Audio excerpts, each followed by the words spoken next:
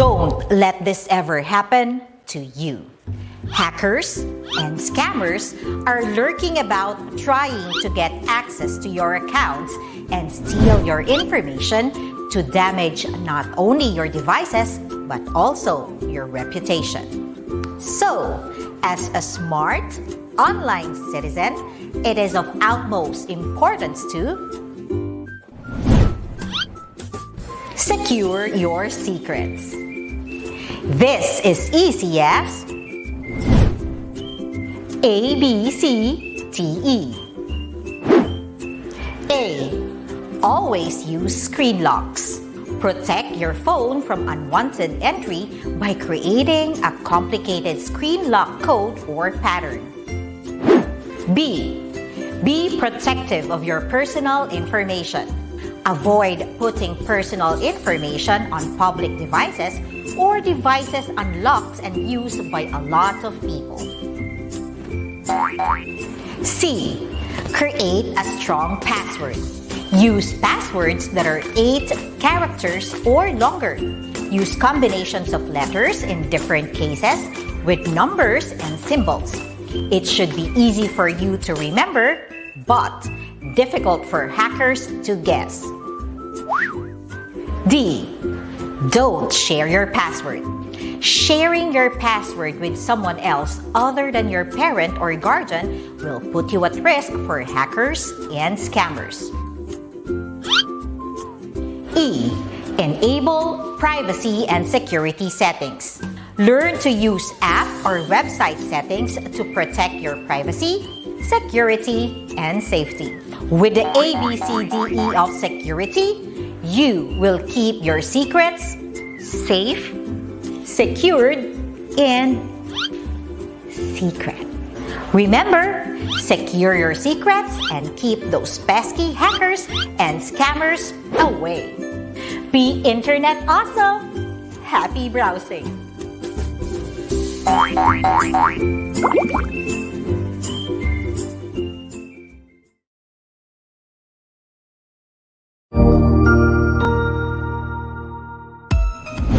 Mabuhay! Good day to all! I am your tutor Madge. Welcome to ETUlay, a free online tutorial, an initiative of the Department of Education, Information and Communications Technology Service, Educational Technology Unit, ICTS EdTech. This program is aimed at helping and assisting learners from kindergarten, senior high school, ALS, Alive, and SPED learners. Aside from answering the modules, the ETUlay is offering programs which you will surely look forward to. Together with our parents and teachers, the ETUlay will bridge the gaps where difficulty and ease meet in learning new knowledge and skills. So, let us prepare our modules, pen and paper. Ready your mind to see and hear worthwhile and interesting lessons. Let us now study and learn, together with our volunteer online tutors. Tara na!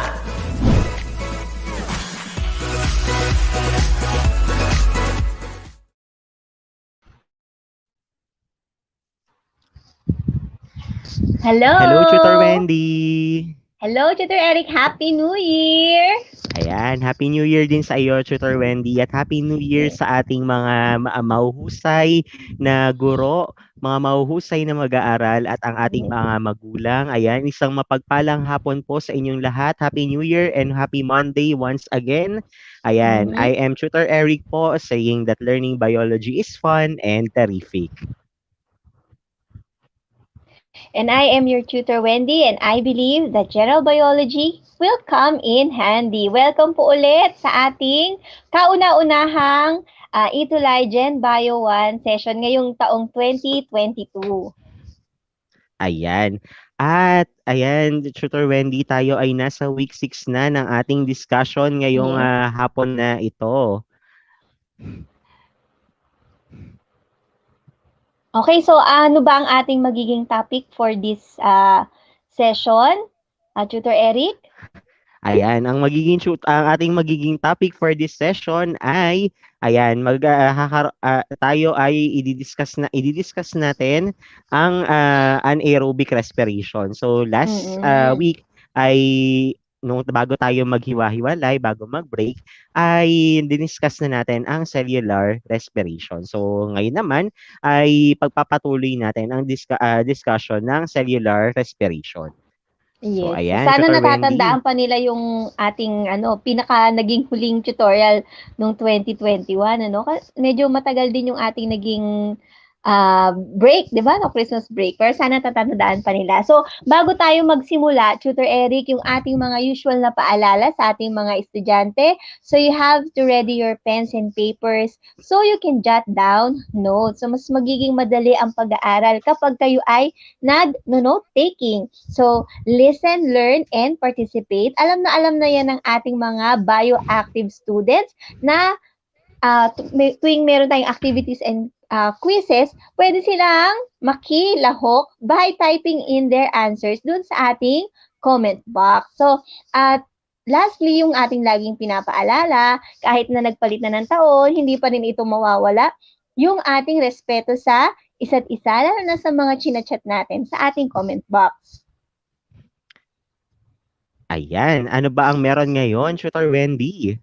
Ayan, so isang napakagandang paalala ito para sa lahat na tuwing unang linggo ng January ay nagse-celebrate pala tayo ng tinatawag na National Time Consciousness Week. So meron palang ganun. So for this year, 2022, ang slogan ng ating Consciousness Week celebration ay Bangon Pinas para sa bagong bukas, sundin ang tamang oras. So, Tutor Eric, ang nangunguna dito ay yung ating Department of Science and Technology. So, ang layunin ng celebration na to ay mag-instill ng culture of discipline sa ating mga Pinoy. Kasi nga, di ba, Tutor Eric, meron tayong tinatawag na parang kilala tayo sa Filipino time.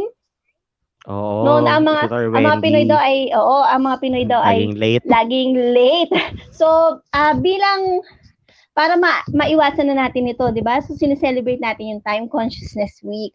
At ang advocacy niyan, ng programang ito is to follow yung tinatawag nating Philippine Standard Time. No? So, dapat maganda na pare-pareho tayo ng oras na sinusundan. So, yun nga yung tinatawag na PST. So, ini-encourage ang lahat to sync our timepieces, yung ating mga relo, yung ating mga orasan sa Philippine Standard Time. So makikita po yan, kung gusto nyo malaman yung ating PST, pwede kayong pumunta sa website ng DOST Pag-asa.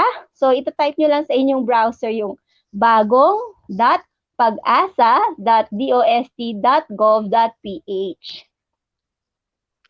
Ayan. So, Tutor Wendy, magkakaroon tayo ng attendance check. So, just type your name, grade and section, school, at name ng General Biology Teacher 1.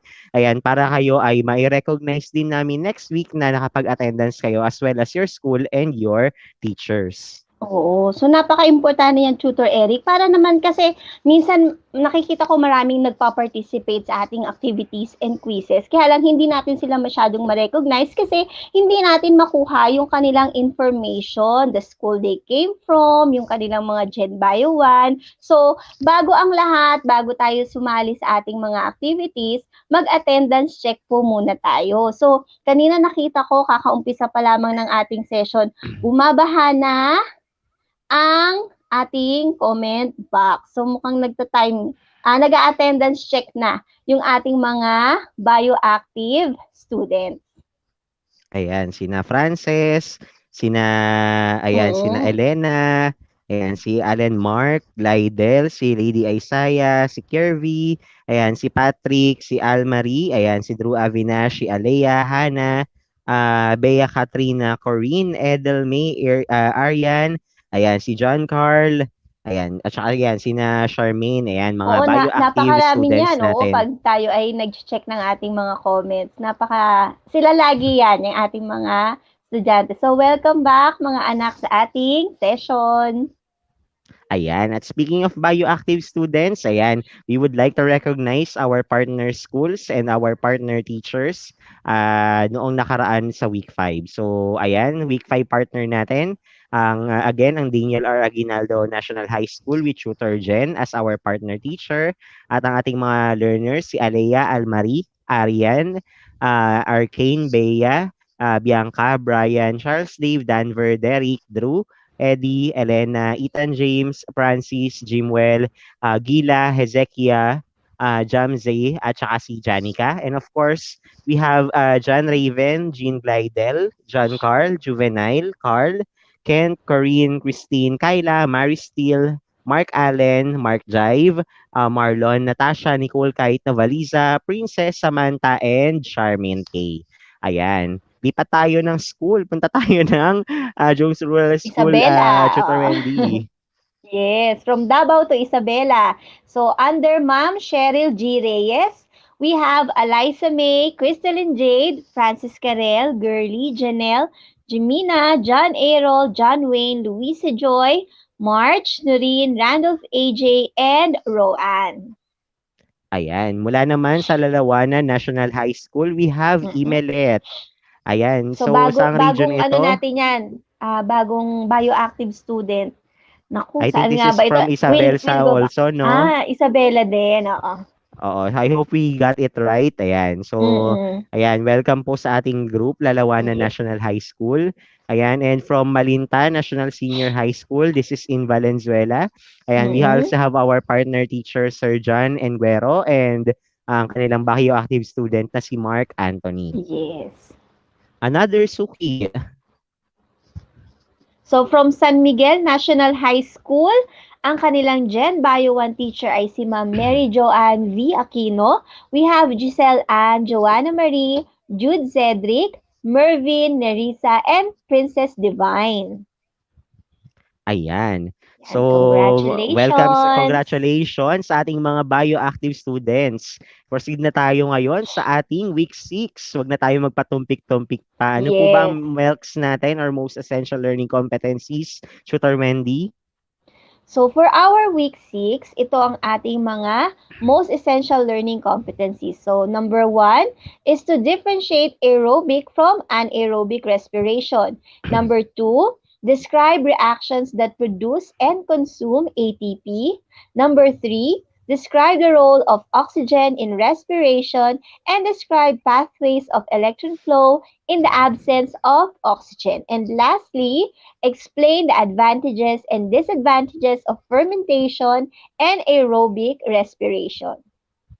Ayan. So ano nga ba ang let's have a review ng ating diniscuss noong nakaraan sa ating cellular respiration. So again, cellular respiration, this is the process na kung saan tayo ay nakakapag-generate ng ATP na magagamit sa iba't ibang metabolic reactions okay, as a source of energy. So, under the cellular respiration, we have glycolysis, Krebs cycle, at ang ating electron transport chain, and oxidative phosphorylation. So, dito sa glycolysis, ayan, ang ating glucose ay nai-split into pyruvate at nakakapag-produce tayo Mhm. dito ng ATP at saka ng NADH, ang ating mga electron carriers na mga gamit naman natin doon sa ating electron transport chain. So, yung pyruvate na galing dito sa ating Krebs cycle, mag-undergo siya ng transition para maging acetyl coenzyme A at para tayo ay makapagsimula ng ating Krebs cycle. Sa Krebs cycle, mas maraming NADH at FADH na mga electron carriers naman ang mapoproduce natin. And ang mga electron carriers na mapoproduce natin ay gagamitin naman sa electron transport chain para maipump yung hydrogen ions papalabas ng ating mitochondria doon sa ating along sa inner mitochondrial membrane natin. And kapag na-pump out itong hydrogen ions natin, ito naman yung magdadrive sa ating ATP synthase na nagtaturn ng ating adenosine diphosphate into adenosine triphosphate. Okay, so sana natatandaan ninyo yan, Oo. bioactive students. Yan, this is one of the key concepts At dahil diyan, may tatanong ako sa inyo. Ayan, specific Ayan. ito. Alin ang final electron acceptor sa ating electron transport chain? Is it A, the complex 4? B, is it the cytochrome C or ubiquinone natin? C, hydrogen ions, or letter D, oxygen? Saan ba napupunta after nitong electron transport chain natin, itong mga electrons na ito? Sino ang huling tumatanggap sa ating mga electrons? Ayan. So, yan na nga yung test. Kung natatandaan ba nila yung last session natin, Tutor Eric. Yan. At merong Pumapasok na ang hindi kanilang mga sagot. magpapatalo. Oo, Ayan, talaga sabi ni naman. Elena, ni Arcane, ayan, ang final electron acceptor daw natin ay oxygen. And of course, ayan, ang tamang sagot ay oxygen. So, oxygen Yes. yung sagot natin dito. Ah, at yung oxygen natin, kapag ito ay naka-receive ng electrons, ayan, it will be turned into water molecule. So, kaya tayo merong Mm. byproduct ng water. But take note that this is in aerobic this one happens in aerobic respiration. Ibig sabihin, ito yung cell respiration na nag-occur when the oxygen in the environment ay abundant or available Mm. siya. So kagaya nating mga tao. So we have abundant oxygen here in our environment. But let us not forget that we have organisms that are living in anaerobic o Mhm. meron din tayong mga organisms na nabubuhay sa low oxygen conditions or yung masyadong mababa yung oxygen level content ng kanilang environment. So we have various species of bacteria that are living sa isang anaerobic environment or nasa low oxygen sila na environment. And likewise, we have marine organisms na namumuhay sila sa low oxygen conditions. So, pag tayo kasi nasa ocean, habang mas lumalalim yung level ng natin Depth. sa ating karagatan, doon sa depth, okay, mas bumababa yung available na oxygen. Mhm. And yung ibang mga elements, yung mas abundant doon. And in that case, mas nagiging favorable na hindi oxygen ang gamitin na final electron acceptor. So that's why, for these organisms, we have the anaerobic metabolic pathways. Take note, ang ginamit ni Tutor Eric ay anaerobic metabolic pathways dahil merong mga references na na merong distinction, nagsasabi ng distinction between anaerobic respiration and fermentation. Although there are some references na nagka-cluster nitong mga ito as anaerobic respiration. Anaerobic. So ano ang pinagkaiba nitong dalawa? Ang anaerobic respiration, nagre-refer siya sa metabolism na instead of oxygen ang magiging final electron acceptor, iba yung nagiging terminal or final electron acceptor niya, ibang mga compounds or elements para ma-complete yung respiratory pathway through the ETC or electron transport chain. Okay, whereas yung ating fermentation, ito ay process na kung saan dahil yung NADH natin ay kinakailangang maibalik siya into the oxidized form na NAD dahil limited lang ito doon sa ating cell, ayan, kailangan may pagpuntahan yung electron na na-receive niya. So, instead of going doon sa ating electron transport chain, okay, merong ibang tumatanggap noong ating electron dito. Okay, so ditong fermentation, it occurs glycolysis only. So ang nagkakonduct lang nito ay some species of microorganisms. And of course, merong cell sa katawan natin na nakakapag-conduct ng fermentation, which is our muscle cells. Okay? So ayan, let's have our first yung ating anaerobic respiration. Again, anaerobic respiration, iba yung iba yung terminal electron acceptor, hindi oxygen. So, ayan, let's take for example etong mga ano yung mga pwedeng maging electron acceptor natin. So, sa level ng ating iba't ibang level ng ating karagatan, okay, of course, sa top portion, ang pinaka abundant is oxygen, so capable ng aerobic respiration. But you go at a certain depth, ayan, yung oxygen level ay mababa to a point na mas favorable yung gumamit ng nitrate Ayan, para maging terminal electron acceptor, maaari din naman na manganese, okay? Or pwede din naman na iron yung maging terminal electron acceptor, or pwede din na sulfates, or pwede din na na methane, yung ating maging terminal electron acceptor. Okay, so again, bakit kinakailangan ng ganito? Kasi yung NADH natin, it's a reduced form, kinakailangan siyang may oxidize para maging NAD siya ulit. Okay, at magamit pa doon sa ating glycolysis. So clear naman tayo dito, no, Tutor Wendy? Yes, oo. So, pinakita naman diyan kung ano yung mga alternative other than oxygen. Okay. So we also have other studies ayan na i-investigate. So in the case of Burkholderia cepacia, so this one it's a protist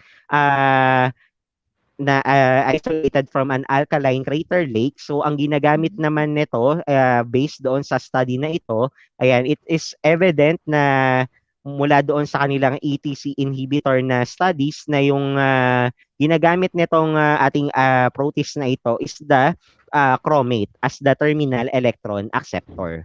Mm. Okay, so chromate naman yung ginagamit niya.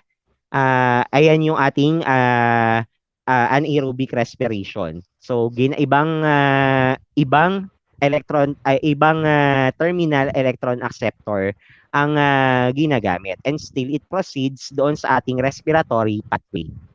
Okay? Now, we will take a look doon sa ating glycolysis before tayo mag-proceed doon sa ating fermentation. So, looking back at our glycolysis, again, itong glucose natin na ito is ini-split natin at kinakabitan natin ng mga phosphate groups para tayo ay makapag-generate ng ating adenosine triphosphate and yung product na sa dulo nito na pyruvate. So doon sa ating pagsisimula ng energy payoff phase, ayan, 'di ba na hati na natin yung ating glucose, ayan, at nakabistan na natin siya ng isang phosphate group. We have the glyceraldehyde 3-phosphate, ayan, from our energy investing phase. Now, what comes next ay yung ating NAD, okay, ay etong ating NAD ay makaka-receive siya ng electron mula dito sa ating glyceraldehyde 3-phosphate. Kaya siya nagiging reduced. So we have the reduction of the NAD into NADH. Again, Leora, lose electron is lose electron oxidize, gain electron ay reduce. Okay? And in the process, ayan, etong glyceraldehyde 3-phosphate natin, kapag ito ay kinabitan ng isang phosphate group, what comes next is yung ating adenosine diphosphate ay maiko-convert into adenosine triphosphate. Kaya nagkakaroon tayo ng product na pyruvate, which is a molecule na tatlo ang carbon. Okay po tayo dito, no, Tutor Wendy? Sana Yes. nasusundan pa at nare-recall ng ating Parang mga review. learners. Oo, review. So, ayan. Ngayon, dahil meron nga tayong tinatawag na limited nga lang yung ating NAD. So kinakailangan may puntahan itong electron na kanyang na-receive. May mga organisms na hindi nakakapag-undergo ng electron transport chain. Okay? Dahil hindi available ang oxygen as terminal acceptor. So kinakailangan merong puntahan itong electrons nila. Now, dito pupasok yung tinatawag natin na fermentation. So we have two types of fermentation. We have the alcoholic fermentation and we have the lactic acid fermentation, na kung saan, of course, ang product natin ng alcoholic fermentation is an alcohol, and dun sa ating lactic acid fermentation is lactic acid, yung ating magiging product. So ayan, as usual, para sa alcoholic fermentation, mag-undergo ng glycolysis para makapag-produce tayo ng dalawang pyruvate. Ayan, and magkakaroon ng removal ng carboxyl group itong pyruvate natin, kaya magiging acetaldehyde siya, at ang acetaldehyde natin is siya yung mag-receive ng electron mula doon sa ating NADH para maging NAD siya, at makakapag-produce itong process na ito ng ethanol. So take a look. Ito yung detailed na step niya. So itong pyruvate natin, itong carboxyl group niya, yan ay mawawala or ma-detach sa pamamagitan ng pyruvate decarboxylase natin. So we have a byproduct ng carbon dioxide dito. Tapos, ayan, so magiging acetaldehyde siya. Mula doon sa acetaldehyde, ito ay mare-receive niya yung electron mula dito sa ating NAD. Ayan, kaya magiging ethanol itong ating acetaldehyde. Okay, so that is the process of alcoholic fermentation. So yung NAD niyan magagamit into another round of glycolysis. Okay. So ano naman, Tutor Eric, ano bang significance nito? So we have the alcoholic fermentation in action. Kaya tayo merong mga alcoholic drinks ay dahil dito sa ating alcoholic fermentation. So what we have, yung ating mga wine, yung ating mga vodka. So para ito ay may produce, nagsa-start ito with a carbohydrate source. In case ng ating wine, of course, grapes yung ginagamit sa kanya, vodka, potato. Okay, so ito ay i-juice para makuha yung para makuha yung sugar content nitong mga plant products na ito. Then it will be combined with a starter o yung tinatawag natin na mga fungi. Usually ito yung mga yeast. Okay, yung mga yeast ang may kakayahan na gumawa ng mag-conduct ng alcoholic fermentation. So, ayan, yung carbohydrates galing dito sa mga plant products na ito, ayan, at yung yeast natin, siya yung magsa-start ng fermentation, kaya tayo ay nagkakaroon ng alak, ng mga wines natin and other alcoholic drinks. Okay? Sa Philippines naman, we have our own wine, yung tinatawag natin na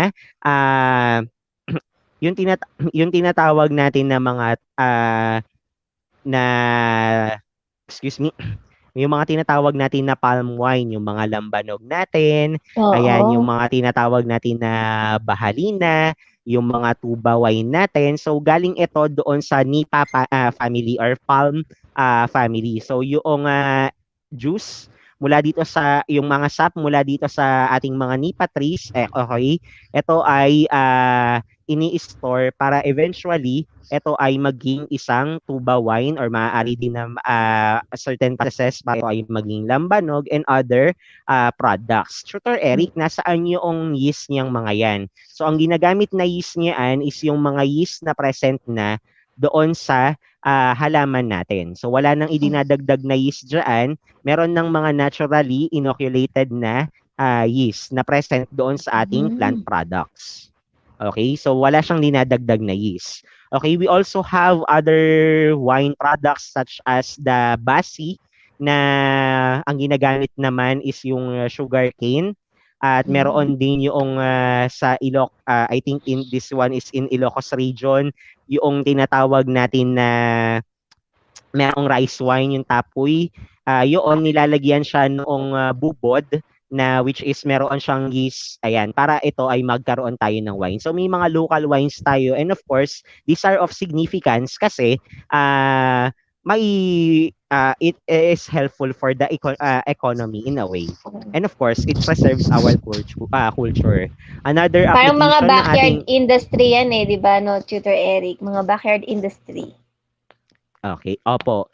Ayan, another application of our alcoholic fermentation ay kapag nagbe-bake tayo ng bread. Diba? So, kung kayo ay nagluluto ng bread, nilalagyan siya ng tinatawag na levadura or baker's yeast. Ayan. So, ano ang nangyayari doon? Pinagpapahinga or pinagre-rest yung dough, diba? So, yung carbohydrates na nandoon sa ating dough, ayaan ay ma-ferment ng ating mga yeast. So bakit umaalsa yung ating dough? Dahil doon sa carbon dioxide na napoproduce. Kaya umaangat or umaalsa yung ating dough. Now, Tutor Eric, saan naman napupunta yung alcohol? Yung alcohol ngayon, dahil mainit doon sa oven, siya ay nag-evaporate. So kaya tayo merong maalsa na tinapay. So yung mga pandesal natin and other breads, ayan, kaya siya ginagamitan ng yeast, okay, para umalsa yung ating tinapay. So mas malambot siya and of course, may addition ito sa taste. Okay? So okay naman tayo dito. Sana ay na-appreciate ninyo ang ating application ng alcohol fermentation Oo, Tutor natin. Eddie, kasi nauso nga yung pagbe-bake nitong nagka-quarantine, di ba? Maraming nahilig sa pagbe-bake. So, yan pala. Kaya pala gumagamit ng yeast. Yes. Now, proceed naman tayo sa lactic acid fermentation. Sa lactic acid fermentation, diretso na ang nakaka-receive ng ating electron mula sa ating NADH ay yung ating pyruvate and in turn, ayan, nakakapag-produce ito ng lactate. So, etong ating pyruvate na ito, ayan, with the help of the lactate dehydrogenase, okay, mare-receive niya yung electron kaya magkakaroon tayo nung ating lactic acid or nung ating lactate. Okay? So kung makikita ninyo, ayan si double bond O, after noong makabitan ito nung ating hydrogen ion and nung ating electron, ayan, nakapag-produce tayo nitong nagkaroon tayo ng OH group and that is our lactate. Okay, yung ating lactic acid. So, okay na tayo dito, no, Tutor Wendy? Yes. So, ayun ang pinagkaiba ng ating alcoholic fermentation at lactic acid fermentation. Sa lactic acid fermentation, yung pyruvate mismo, yung nagiging acceptor ng electron mula sa NADH, kaya nagkakaroon tayo noong napoproduce natin is yung lactic acid natin. And doon naman sa alcoholic fermentation, ayan, may napoproduce na carbon dioxide at nakakapag-produce tayo ng alcohol or ng ating ethanol which has 2 carbons. Okay? So ano naman ang application natin nitong lactic acid fermentation? Again, meron tayong cells sa katawan na capable ng lactic acid fermentation and that is our muscles. Kapag tayo ay merong intense na muscular activity, ayan, Pag mga nangangailangan ito ng exercise, oxygen. Baka mga exercise, sayaw-sayaw kayo ng ganyan. sports. Yes, so nangangailangan ito ng oxygen. There are times na dahil sa intense or extraneous yung ating muscular activities, hindi gaanong nasusuplayan or parang hindi nagiging sapat yung oxygen na naisusupply para sa ating muscles.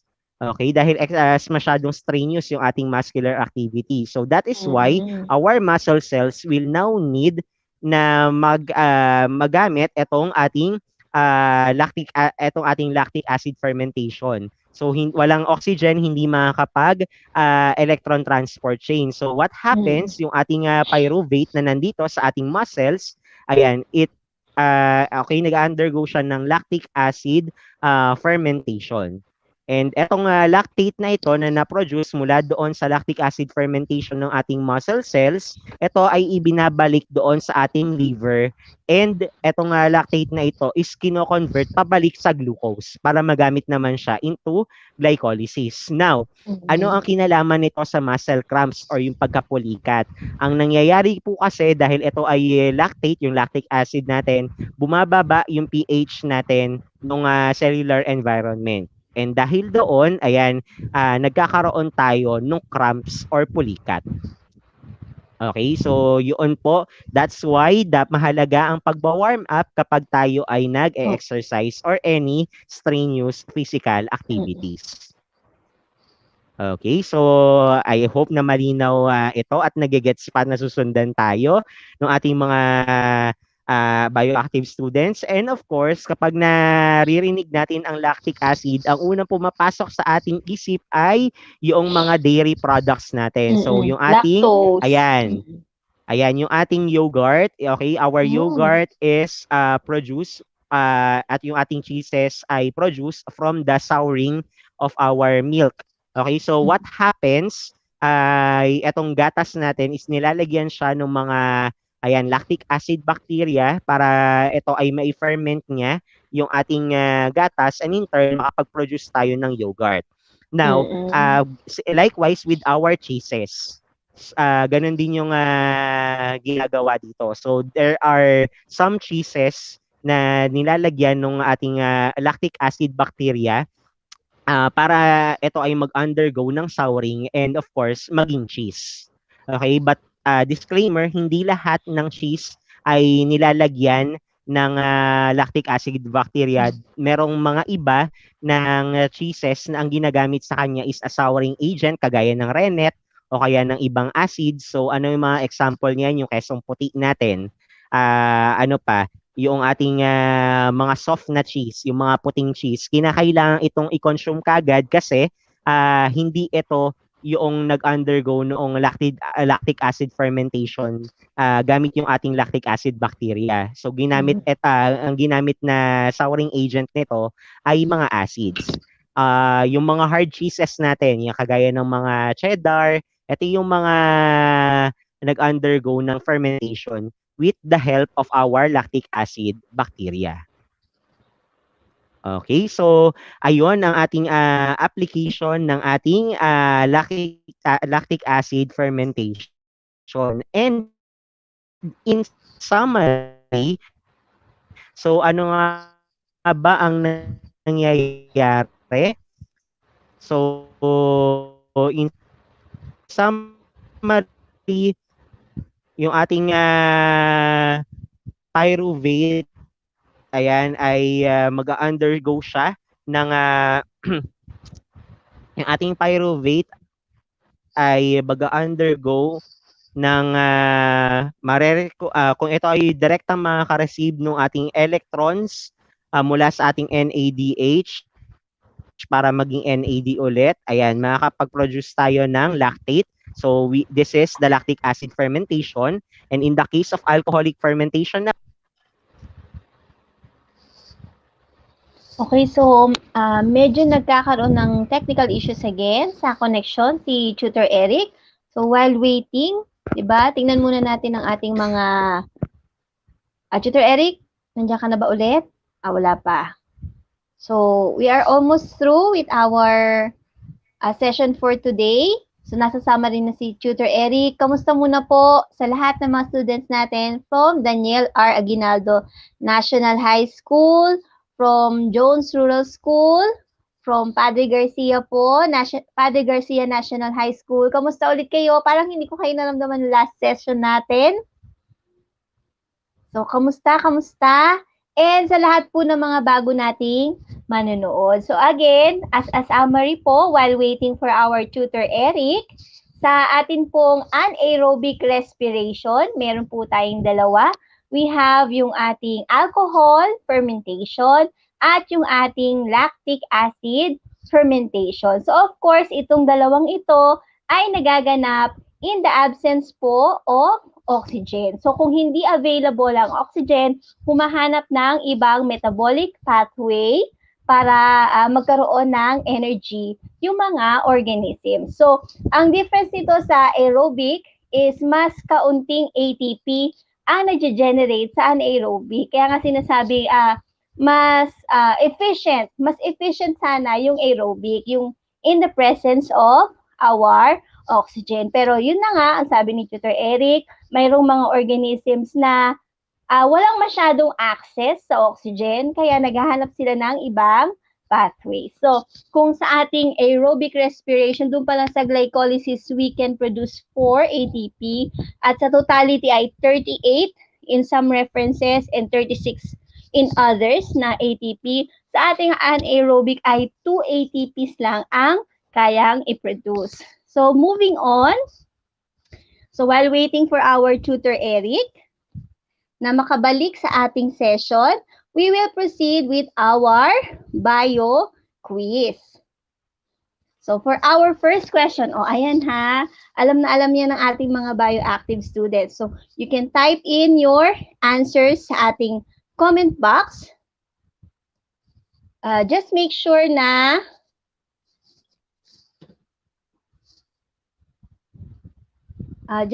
guys na may number yung inyong answers. Okay, sorry. Okay, yan. Okay na yung ating presentation. So for our first question, which process involves the use of an alternative final electron acceptor other than oxygen to complete the electron transport chain. So is it A, glycolysis, B, anaerobic respiration, C, alcoholic fermentation, or D, lactic acid fermentation? So guys, ano ang sagot nyo dito? So aside from oxygen, gumagamit ng ibang compounds as our final electron acceptors. So, ayan, nakikita ko na ang inyong mga sagot. So, nagvo-vary siya. So, may sumagot ng A, may mga sumasagot ng B. Okay? So, ang ating clue ha, sabi, alternative final electron acceptor. So, ano ba ang ating topic for this week? So, ang tamang sagot dyan actually guys ay yung ating letter B, anaerobic respiration. Okay? So, moving on with our second question. Which process is involved in the souring of milk? Bakit napapanis yung mga gatas? Okay? So, A, glycolysis, B, anaerobic respiration, C, alcoholic fermentation, or D, lactic acid fermentation. Okay, waiting for your answers, guys.